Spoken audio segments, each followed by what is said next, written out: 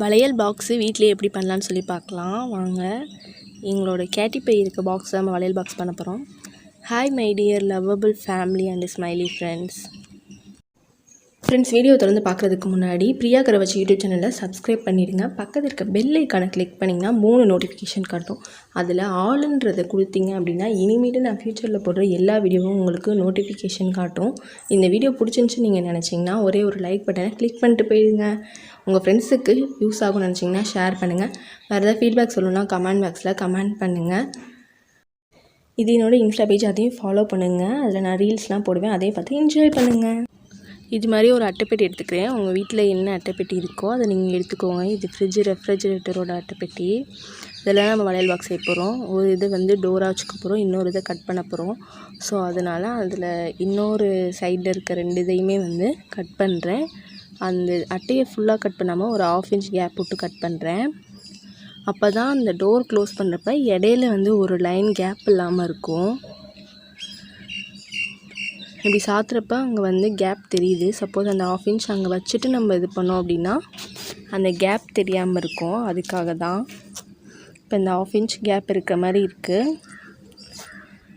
இப்போ சைடில் வந்து நான் ஹார்ட்டின் ஷேப் வெட்ட போகிறேன். அதனால் அதை 2 இதாக பிரிச்சுக்கலாம். சும்மா ரஃப்பாக அளந்து பார்த்துட்டு ரஃப்பாக கோடு போட்டுட்டு 2 ஹார்ட்டின் போட்டுக்கிறேன். இந்த ஹார்ட்டின் எதுக்கு போடுறோன்னா இந்த கேப் வழியாக உள்ளே என்ன வளையல் இருக்குது அப்படின்னு சொல்லி நம்ம தெரிஞ்சுக்கலாம்.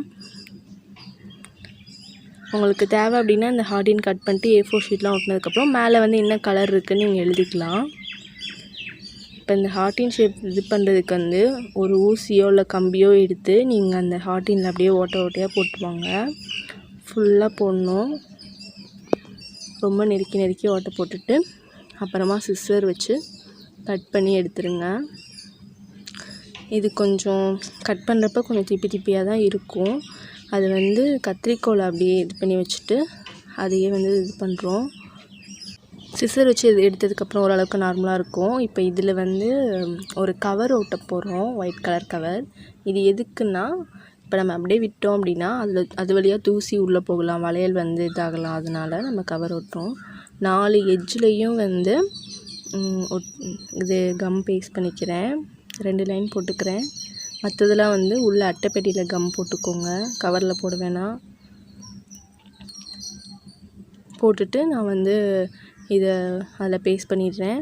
நான் வந்து அட்டைப்பெட்டியோட ஃப்ரண்ட்டு 2 சைடுமே இதே மாதிரி பண்ணுறேன்.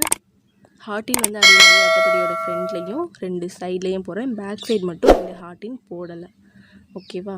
அதே மாதிரி ஹார்ட்டின்லாம் போட்டுட்டு இந்த கவரையும் 3 இதுலேயுமே நான் பேஸ்ட் பண்ணிட்டேன். நெக்ஸ்ட்டு உள்ளே வந்து ஒயிட் கலர் A4 ஷீட் ஓட்டலாம் கீழே அப்படின்னு சொல்லிட்டு A4 ஷீட் வந்து கட் பண்ணுறதுக்கு அட்டைப்பெட்டியை அப்படியே கமுத்து போட்டுட்டு பேக் சைடு வந்து நீங்கள் அந்த 1/2 இன்ச் கேப் இருக்க மாதிரி நீங்கள் வந்து அந்த A4 ஷீட்டை அப்ராக்சிமேட்டாக சும்மா மடித்து பார்த்து இது பண்ணி கட் பண்ணி வச்சுக்கிறேன்.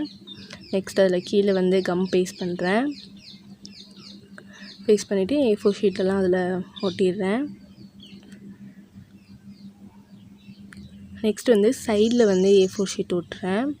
இதுக்கு என்ன பண்ணுறேன்னா அந்த ஹார்ட்டின் இருக்கு இல்லையா, ஹார்ட்டின் வந்து அங்கே இருக்க கேப்பை விட சின்னதாக நான் வந்து ஒரு ரஃப்பாக பேப்பரில் வரைஞ்சி வச்சுட்டு அதை வச்சு நம்ம ஒட்ட போகிற A4 ஷீட்டில் வரைகிறேன்.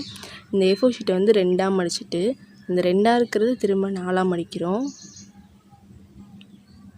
இப்போ இந்த 2 ஹார்ட்டினுமே ஒரே இதாக வெட்டிடலாம், ஒரே அளவாக இருக்கும் அப்படின்றதுக்காக, தனித்தனியாக வெட்ட வேணாம் அப்படின்றதுக்காக. மடிப்பு வந்து ஒட்டுறப்ப கரெக்டாகிடும், ஒன்றும் பிரச்சனை இல்லை. ஹார்ட்டின் ஷேப் அது மாதிரி ஃபஸ்ட்டு அது நேராக வருமா, வளைவுக்கு வந்து A4 ஷீட்டை கொஞ்சம் திருப்புங்க, கத்திரிக்கோலை கொஞ்சம் திருப்புங்க, திரும்ப A4 ஷீட்டை கொஞ்சம் திருப்புங்க. இதே மாதிரி பண்ணிங்க அப்படின்னா ஷேப் வந்து கொஞ்சம் கிளியராக வரும்.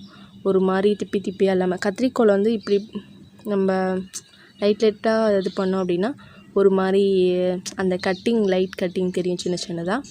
இதையும் வந்து கம் பேஸ்ட் பண்ணிவிட்டு அந்த A4 ஷீட்டை ஒட்டுறேன். இதே சைஸில் உள்ள இதுக்கும் நான் வந்து ஹார்ட்டின் ஷேப்பு கட் பண்ணிவிட்டு அதையும் உள்ளே பேஸ்ட் பண்ணணும்.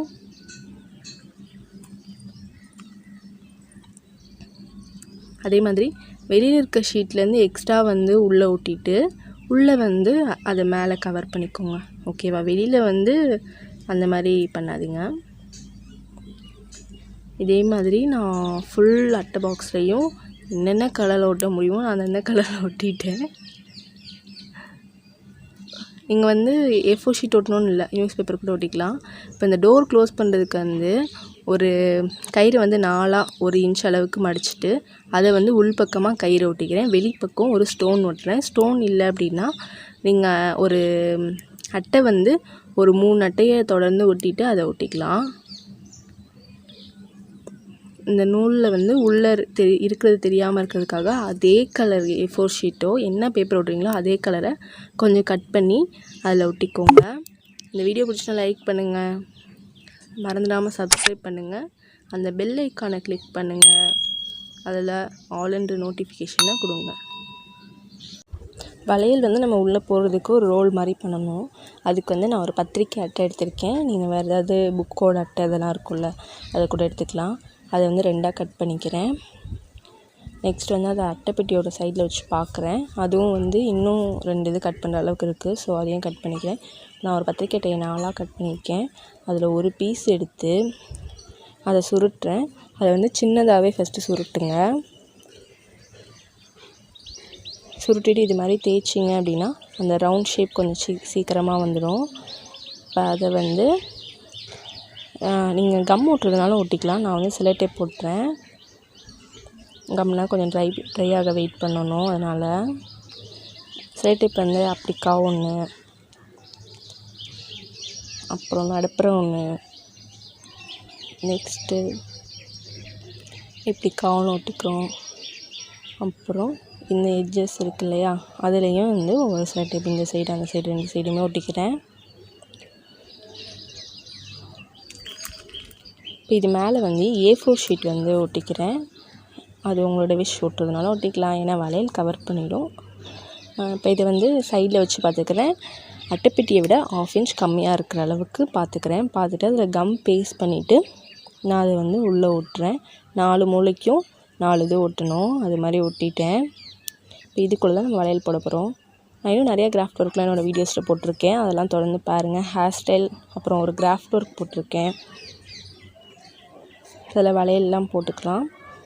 அதில் வந்து கண்ணாடி வளையல் வந்து ஒரு இதுலேயே ஒரு 20 வளையல்லேருந்து 22 வளையல் போட முடியும். இப்போ இதை வந்து க்ளோஸ் பண்ணுற மாதிரி இருக்கா. ஸோ நம்ம வந்து டேபிள்லையோ இல்லை ஸ்லாப்லேயோ எங்கே வேணாலும் வச்சுக்கலாம்.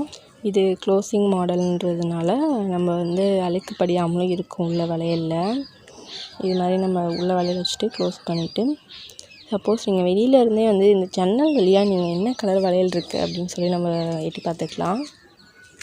பேசிக்கலி நான் ஒரு ஹார்ட்டின் பைத்தியம், அதனால ஹார்ட்டின் ஷேப் போட்டிருக்கேன். உங்களுக்கு என்ன ஷேப் பிடிக்குமோ நீங்கள் அந்த ஷேப் இருந்து போட்டுக்கலாம்.